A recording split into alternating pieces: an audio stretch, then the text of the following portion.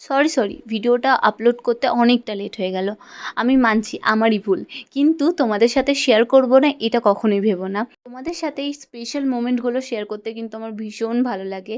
আর special মোমেন্টটাকে special করার জন্য আমাকে এত সুন্দর একজন একটা গিফট দিয়েছে, যে আমার খুব কাছের একটা মানুষ। তারপর ভাই একটা চকলেট দিয়েছিল আমাকে তার সাথে সাথে সেদিন রাত্রেই। তারপর সকালে উঠেই দেখি যে মা আমাকে এই সোনার আংটিটা দিল।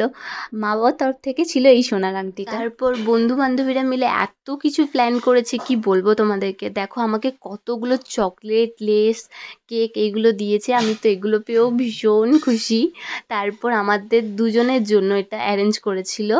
দুজন কেন বললাম এবার বলি তোমাদেরকে। আমাদের পাড়াতে আরেকটা দিদিও আছে, যেটা আমরা বন্ধু দিদি বলতে পারো, আমার থেকে 2 বছরের বড়, কিন্তু আমরা ফ্রেন্ডলিভাবে মিশি বলে বান্ধবী বলছি। তো আমাদের দুজনের একই দিনে বার্থডে বলে আমরা একটা ক্যাফেতে গেছিলাম, সেখানে কেক কাটিং করেছি। আর আমাদের দুজনাকে একটা করে রোজ দেওয়া হয়েছিল ওখানে। 2 বান্ধবী মিলে দিয়েছিল আমাদের দুজনাকে। কেক কাটিং করার পর আমরা দুজন দুজনকে কেক খাইয়ে নিলাম, কারণ বার্থডেটা যেহেতু আমাদের তাই আমরাই ফার্স্টে খেয়েছি। তারপর 2 বান্ধবীকে দিলাম। তারপর দেখো সবাই আমাকেও কেক খাইয়ে দিল। আমি কিন্তু কেক খেতে ভীষণ ভালোবাসি। তাও আবার হোমমেড কেক খেতে কিন্তু আমি ভীষণ ভীষণ ভালোবাসি। সেটা অনেকেই জানো, আর যারা জানো না তাদেরকেও বললাম, আমি কিন্তু হোমমেড কেক খেতে কিন্তু ভীষণ ভালোবাসি। তো তারপর দেখো আমিও সবাইকে একটু একটু করে খাইয়ে দিলাম।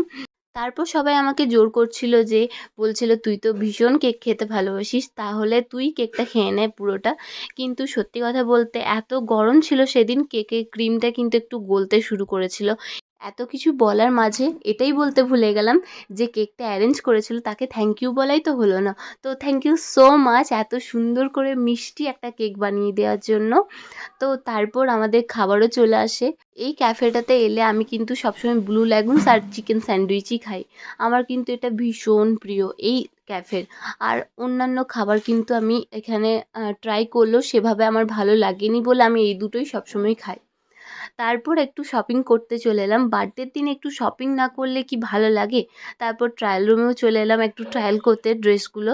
কিন্তু ফার্স্টে যেই টপটা আমি পরেছিলাম ক্রপ টপের মতো, সেটা কিন্তু আমার একদমই ভালো লাগেনি। অনেক কিছুই ট্রাই করলাম ট্রায়াল রুমে, কিন্তু আমার সত্যি কথা বলতে আমার একটাও কিন্তু ভালো লাগেনি। তো তারপর আমি আর আমার বান্ধবীটা একটু বসেছিলাম, কারণ আরও দুটো বান্ধবী যেগুলো ছিল তারা শপিং করছিল। শপিং করা শেষ হয়ে যাওয়ার সাথে সাথেই আমরা চলে এসেছি ডমিনোজে পিৎজা খেতে। সত্যি কথা বলতে অনেক দিন ডমিনোজে আসা হয়নি, আর ডমিনোজের পিৎজা কিন্তু ভীষণ ভালো লাগে আমার। আর এটা জানি অনেকেরই ভালো লাগে। সত্যি ডমিনোজের পিৎজার কিন্তু টেস্টই আলাদা। কিন্তু আমি আজকে সেটা ভুল প্রমাণ হয়েছি, কারণ আমার সেরকম কিন্তু ভলকানো পিৎজাটা ভালো লাগেনি। তো এই জন্য আমার পেটও ভরেনি, ওই জন্য আমরা আরেকটা অন্য রেস্টুরেন্টে চলে এসেছি। এখানে আসতে না আসতে অনেকক্ষণ ওয়েট করতে হয়েছিল। তারপর আমাদের ফাইনালি খাবারও চলে এসেছে, গার্লিক নান আর বাটার চিকেন। এই রেস্টুরেন্টটাতে এলে আমি কিন্তু এই দুটো আগেই ট্রাই করি, তারপর অন্যান্য খাবারগুলো। আমার এই দুটো কিন্তু ভীষণ ভালো লাগে।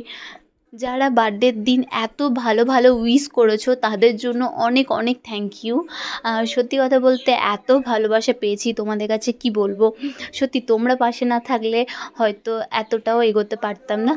আমি চেষ্টা করব তোমাদের কাছে আরও নতুন নতুন ভিডিও আনার। আর তোমরাও জানিও তোমরা কেমন ভিডিও চাইছো। আর সত্যি কথা বলতে 4 বান্ধবী মিলে আমরা কিন্তু ভীষণ মজা করেছি। 4 বান্ধবী মিলে তো আমরা ফার্স্ট টাইম বেরিয়েছি ঘুরতে, এই জন্য ভীষণ মজা হয়েছে। তো চলো আমরা এখন বাড়ি যাই। তোমরা অবশ্যই চ্যানেলটিকে সাবস্ক্রাইব করে দিও। টাটা।